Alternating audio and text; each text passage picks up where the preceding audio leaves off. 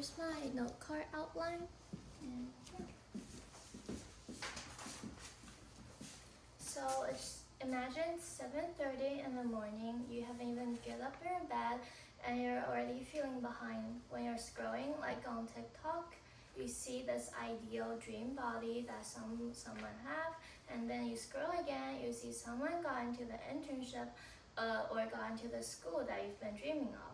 You haven't even started the day and you already feel behind.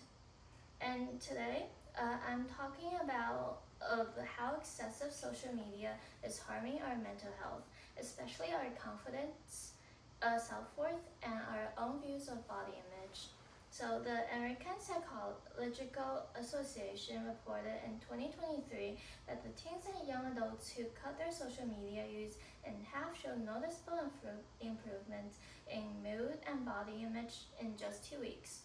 And also, according to a 2020 policy brief from the ATR network, the program and also the program from Penn State, data from the April 2021 survey showed that 93% of Americans report using the internet, and among that, there's 99% of 18 to 29 years old showing that they use at least one platform of social media.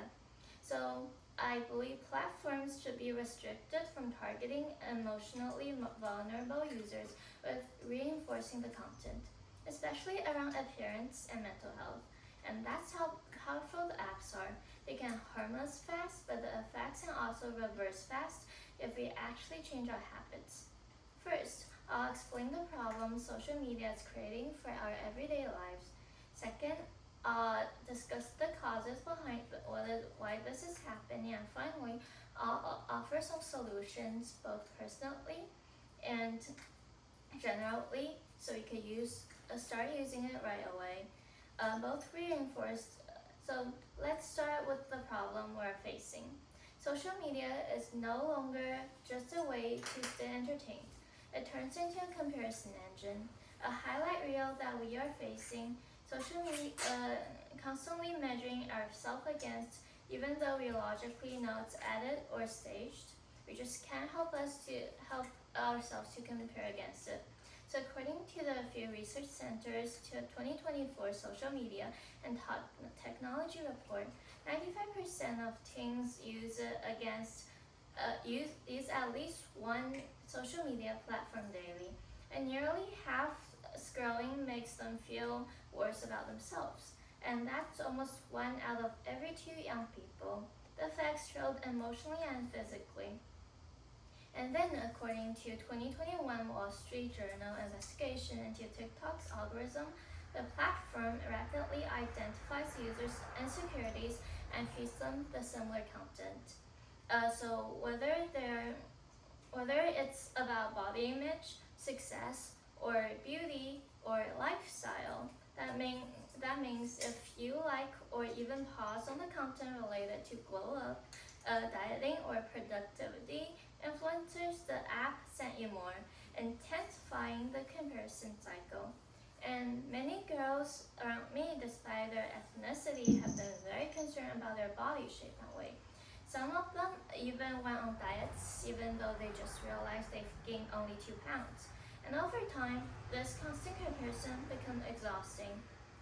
So thankfully, there are real steps that we could take to address the issue. At the policy level, we need to require more transparency and protections for young users.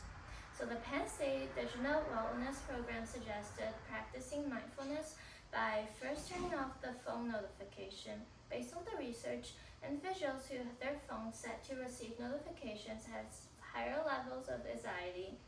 And when you receive notifications from social media, your brain receives dopamine because it activates the reward center, which the response is identical or getting addictive. And instead of simply telling students to use their phone less, it teaches scientists from behind screen addiction and body comparison, helping kids actually change their habits. Programs like the Show of University of Michigan program showed that the healthier digital behavior can be taught. This could help limit impacts of unrealistic beauty standards, especially for minors. There should also be limitation on algorithm targeting based on emotional vulnerabilities, something researchers have been pushing for since 2020. But we also have personal responsibilities to this. We can limit screen time, unfollow accounts that make us feel insecure, and replace scrolling with better habits like going outside. Um, that even taking 1 or 2 hours daily social media breaks would significantly reduce anxiety and increase the satisfaction of life. It doesn't have to extreme, just intentional. Let's pull together today. I've explained the problem, social media harming our mental well-being, the cause behind it, and solution we can realistically implement on both policy and personal level. So my takeaway for you is simple. Choose one platform and reduce your time of it by 30% this week.